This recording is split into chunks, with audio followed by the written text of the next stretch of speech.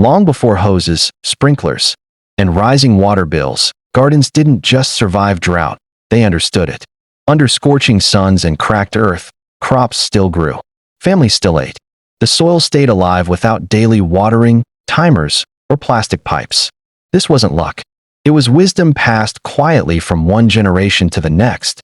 Today, that wisdom is barely mentioned, replaced by tools that promise ease but drain both water and soil life. And if you've ever watched your plants wilt the moment heat arrives, you know something is missing. This forgotten method didn't fight drought, it worked with it. And once you see how it works, you may never water the same way again. Why modern gardening fails in drought? Walk through any modern gardening aisle, and the message is clear: add more. More water, more fertilizer, more gadgets, more miracle products promising fast growth and perfect harvests. Everywhere, the pressure is on to do something, even when the plants are barely surviving. And yet, when summer comes and the sun beats down relentlessly, those same gardens wilt. Sprinklers run daily, hoses drip constantly, and still, the soil cracks. Plants droop, and frustration rises. The problem isn't the gardener, it's the system itself. Modern methods often teach us to fight nature rather than work with it. They assume abundance, abundant water, abundant nutrients, abundant energy. But what happens when drought hits? When the hose runs dry, the water bill skyrockets, and the soil has already been depleted? Suddenly, every solution fails. You're left chasing quick fixes while your garden slowly suffers. Ancient gardeners approached this differently. They didn't see drought as the enemy. They saw it as a condition to prepare for. They observed the rhythms of the sun and rain. They respected the soil, knowing it was alive and needed care, not constant intervention. They worked with what they had, stretching resources, storing water in clever ways, and building soil that could sustain life even in harsh conditions. Seniors especially understand this truth. When resources are limited, whether it's water, time, or money, waste becomes the real enemy. There's no room for unnecessary sprays, flashy gadgets, or overwatering. Every drop counts. Every handful of soil matters. Every seed must be placed with purpose. It's about efficiency, patience, and trust in the natural process. Think of the older gardeners you've known, the ones who never watered obsessively, yet their vegetables thrived. The neighbors who saved rainwater, in barrels or mulched, deeply to protect roots from heat. They didn't need fancy equipment or expensive soil amendments. They relied on observation, intuition, and slow, steady care. That's the lesson modern gardening often forgets. Abundance isn't always the answer. Preparation, understanding, and respect for the natural cycles are what truly make a garden resilient. So, when your garden struggles in heat or dry spells, it's not just a matter of watering more. It's about rethinking your approach. Modern methods fail because they focus on output, not survival. They fight the problem instead of preventing it. And in drought, prevention always wins. By learning from the wisdom of the past, you can reclaim a garden that doesn't just survive dry spells, it thrives despite them. This isn't about rejecting modern tools entirely. It's about using them wisely, sparingly, and intentionally, while letting nature and time do much of the heavy lifting. That balance, between action and patience, between care and restraint, is what separates a garden that struggles from a garden that flourishes. The ancient principle, cover the soil. The wisdom of ancient gardeners often surprises us with its simplicity. It wasn't about complicated irrigation systems, chemical formulas, or high-tech gadgets. It was about understanding one fundamental truth: never leave the soil bare. Exposed soil is vulnerable. The sun beats down, drawing moisture out faster than roots can drink it. Wind carries away the precious top layer that holds nutrients. Tiny organisms that feed the soil shrivel or disappear. In short, bare soil is a battlefield of heat, dryness, and life lost. Ancient farmers knew this. They didn't fight nature, they worked with it. They covered the soil, and in doing so, they protected the very foundation of their crops. Covered soil stays cool. Roots remain insulated from the harsh sun. Moisture is retained, reducing the need for constant watering. And perhaps most importantly, a living, shaded soil encourages microbial life, the quiet, tireless workers that transform organic matter into nutrients plants can use. When soil thrives, plants thrive. It's as simple as that. What did ancient farmers use to cover their soil? Nothing exotic, nothing expensive. Straw, fallen leaves, grass clippings, crop residue left after harvest. Today, we have a fancy word for it, mulch. But for them, it was just common sense. Mulch wasn't a product to sell or a trend to follow. It was a natural extension of caring for the land. Every layer added to the soil was a layer of protection, a small investment in future harvests. Think of it this way. A garden with bare soil is like a house without a roof.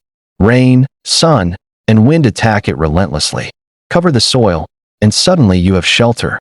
Roots can grow deeply, plants can drink steadily, and the soil itself remains a living, breathing ecosystem. Modern gardeners often overlook this principle, chasing fertilizers, sprays, and irrigation gadgets, while the simplest solution sits right under their feet. Seniors and experienced gardeners know better. The healthiest gardens are rarely the ones with the most water or the fanciest tools there. The ones with thoughtfully protected soil, cared for season after season. Applying this principle isn't complicated. Scatter straw between rows, lay fallen leaves around young plants, or return crop residue to the soil after harvest. Watch as moisture stays longer, weeds struggle to sprout, and the soil stays alive and vibrant. Over time, that soil becomes rich, resilient, and capable of withstanding drought years that might crush less prepared gardens. Covering the soil isn't just a technique, it's a mindset. It's patience, foresight, and respect for life that exists beneath the surface. It's the quiet wisdom of generations saying, take care of the ground, and it will take care of you. By returning to this simple principle, you're not just mulching, you're reconnecting with centuries of agricultural knowledge. Why it works. Covering the soil might seem like a small step, but it's one of the most powerful strategies a gardener can use, especially during hot, dry seasons. The principle is simple, yet its effects are profound. When you keep soil covered, you're doing three key things that transform your garden from fragile to resilient. 1. Reduces evaporation. Exposed soil loses water quickly. The sun beats down, the wind blows, and every precious drop disappears before roots can absorb it. Cover the soil, and you create a natural shield. Moisture stays where it's needed most, right under the surface, where roots can reach it. You don't just save water, you save the energy, effort, and worry that comes with constant watering. Over time, less effort produces more reward. 2. Protects soil life. Beneath every handful of soil is a bustling ecosystem. Earthworms tunnel, microbes break down organic matter, and fungi help plants access nutrients. These tiny creatures are the unsung heroes of gardening. But heat and drought can drive them away or kill them. Mulch or other soil coverings create a microclimate that shields these organisms from the sun's harshest rays. When soil life survives, it continues doing its invisible work, enriching the soil and feeding your plants naturally. 3. Improves soil structure over time. Covered soil doesn't just retain water, it becomes healthier, stronger, and more resilient. Organic matter from mulch slowly decomposes, enhancing soil structure. Loamy pockets form that hold moisture like a sponge. Roots can grow deeper and more freely, and plants become more drought-resistant. This isn't instant gratification. It's a long game. But as any seasoned gardener, or wise senior, knows, slow, steady care always wins. Here's the beauty of this principle. It works with nature rather than against it. You're not trying to fight the sun, the wind, or the dry season. You're cooperating with the natural rhythm of the land. The soil does what it does best, retain moisture, feed plants, and support life, while you step back, water less, and watch your garden thrive. It's important to recognize that this isn't a shortcut. Covering the soil doesn't replace watering entirely, nor does it magically turn barren dirt into a lush paradise overnight. What it does is give you leverage. Every drop of water you give lasts longer. Every handful of nutrients feeds deeper, and every season builds a stronger, more resilient soil foundation. That's the quiet, powerful magic of the long game. A principle seniors and experienced gardeners have relied on for generations. When you see your soil covered and thriving, it's more than just a gardening technique. It's a mindset. It's patience. It's respect for the life beneath your feet. It's the understanding that success in the garden, just like in life, comes from preparation, care, and consistency, not quick fixes. Ancient practice number 2. Water deeply, not often. When modern gardening teaches us to water frequently, often daily, it feels productive. The soil is damp, the plants look happy, and we assume we're doing the right thing. But ancient gardeners knew something modern methods often overlook. More water isn't always better. What matters is how you water. Ancient gardeners didn't rush to sprinkle their gardens every morning. They didn't rely on timers or hoses set on repeat. Instead, they watered, slowly and deeply, delivering moisture straight to the roots where it mattered most. This wasn't a casual habit. It was a deliberate, patient practice rooted in observation and experience. They understood that shallow watering creates shallow roots, and shallow roots create weak plants. Plants that only know the surface dry out quickly and suffer the first heat wave. Deep watering does the opposite. It encourages roots to grow downward, seeking the moisture that lingers in deeper layers of soil. Roots that reach down are roots that survive drought. They're roots that anchor plants firmly, supply steady nutrients, and allow leaves to flourish even when the sun is relentless. This simple adjustment, watering less often but more thoroughly, creates strong, resilient plants rather than dependent ones that demand constant attention. Imagine a tree in the wild. It doesn't get daily cups of water. It depends on rainfall seeping slowly into the ground. Its roots dig deep, often reaching water that has collected far below the surface. Those roots don't just sustain the tree, they protect it from dry spells. Ancient gardeners applied the same principle on a smaller scale in their gardens. Every deliberate watering was like a quiet investment in the plant's future. This method also saves resources. Less water is wasted through evaporation, runoff, or oversaturation. You don't need to chase wilted leaves with a hose every day. Instead, you provide what plants truly need: consistent, accessible moisture that encourages independence and growth. Seniors, experienced gardeners, and anyone who has watched a garden struggle in heat understand this truth intuitively. Patience pays off. Quick fixes satisfy the eyes, but long-term care feeds life. Another benefit of deep watering is its synergy with mulching. When soil is covered, moisture stays longer, and deep watering becomes even more effective. The roots don't have to compete for fleeting water at the surface. They can grow, explore, and thrive in a stable environment. This combination of techniques, covering, soil, and watering deeply, creates a garden that doesn't just survive heat waves. It flourishes through them. The lesson here goes beyond gardening. It's a mindset. Teach your plants to rely on themselves, not constant intervention. Just like life, plants that endure challenges develop strength, stability, and resilience. Ancient practice number 3. Shade the ground, not the plant. When we think about protecting plants from the sun, the modern instinct is often to shield the leaves. We build structures, use shade cloths, or place umbrellas over delicate crops. But ancient gardeners approached the problem differently.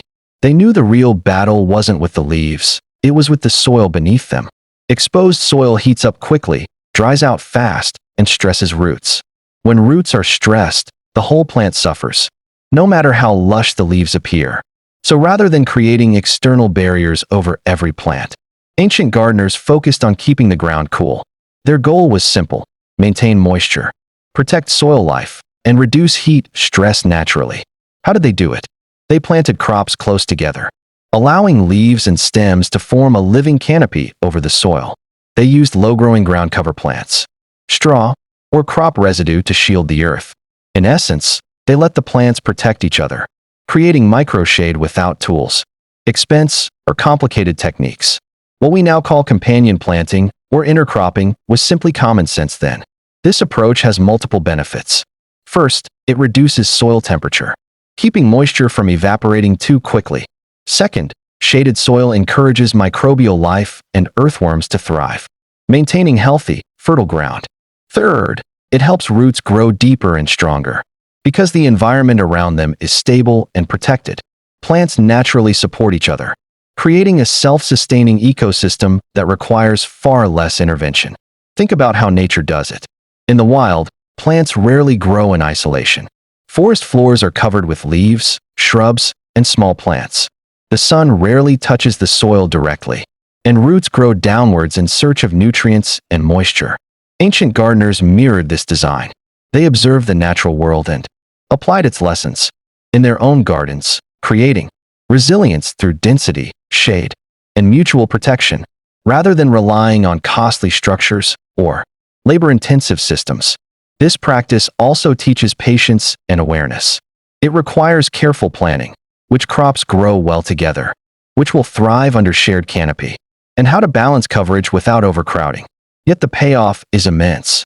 By shading the ground instead of the leaves, gardeners reduced water loss, preserved soil life, and built strong plants capable of enduring heat and drought. For seniors or anyone who has tended gardens through harsh summers, this principle will feel familiar. It's not about gadgets or chemicals. It's about observation, timing, and letting plants do part of the work. The strategy is elegant in its simplicity, relying on the natural behaviors of plants and the patterns of the sun. Why this method was forgotten? There was a time when every gardener knew the land intimately. They listened to the soil, watched how moisture moved after rain, and observed how roots reached down during dry spells. They understood the rhythms of the sun, the wind, and the changing seasons. This knowledge wasn't written in books or taught in classrooms. It was passed down quietly, from one gardener to the next, from generation to generation. It was practical wisdom rooted in respect for the earth. Then, something changed. Water became easier to access. Wells, pipes, pumps, and eventually sprinklers arrived in homes and fields. Suddenly, the soil didn't have to ask for attention. It could be managed mechanically. Modern convenience replaced centuries of careful observation. Fertilizers, hoses, and gadgets promised fast results, and gardeners were eager to adopt them. In a world where water could be delivered on demand, the old method seemed slow, outdated, and unnecessary. Observation gave way to schedules, touching the soil, smelling it, feeling its texture. These subtle forms of communication were replaced by timers, meters, and charts. We stopped listening to the land and started following instructions. We forgot that the soil itself is alive, that every layer tells a story, and that healthy roots respond not to how often we sprinkle, but to how well we understand and support the life beneath them. This shift wasn't about negligence, it was about convenience. We traded patience for speed, intuition for technology, and tradition for efficiency. And yet, the land never forgets. Drought doesn't care whether you have a schedule or a sprinkler system. It doesn't reward convenience. It responds only to preparation, respect, and attentiveness. The plants that survive dry seasons aren't the ones watered most frequently. They're the ones whose roots were trained to dig deep, whose soil was protected, and whose caretakers understood the quiet rhythms of nature. Seniors and experienced gardeners recognize this truth immediately. They've seen the wilted leaves, cracked soil, and shallow roots that result from chasing shortcuts. They know that tools are helpful, but wisdom is essential. The ancient methods weren't slow because they were inefficient. They were effective because they aligned with nature's pace.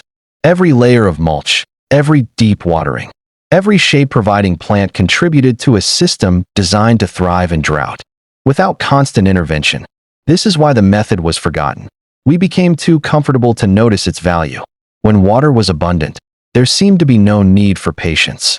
When sprinklers could mimic rainfall, there seemed to be no need for soil care. And when speed was prized over stability, the old ways were dismissed as old-fashioned. But now, as climate patterns shift, summers grow hotter, and water becomes less predictable, the old wisdom is resurfacing, and for good reason. There's a reason this ancient drought method resonates so deeply with older gardeners. It values experience over speed, observation over automation, and patience over instant gratification. Seniors bring something modern gardening often overlooks: a lifetime of noticing patterns, remembering seasons, and understanding subtle cues from the soil, plants, and weather. You've seen how a garden responds not just to water, but to timing, touch, and care. You know that nature moves on its own schedule, and that true growth cannot be rushed. This method rewards those who can wait, who can watch quietly, and who trust the slow, steady progress of life beneath their feet. It's a system that favors careful planning, thoughtful attention, and consistent stewardship. It rewards wisdom, exactly the kind you've accumulated over years of tending soil and watching plants flourish. You don't need to overhaul your entire garden to begin.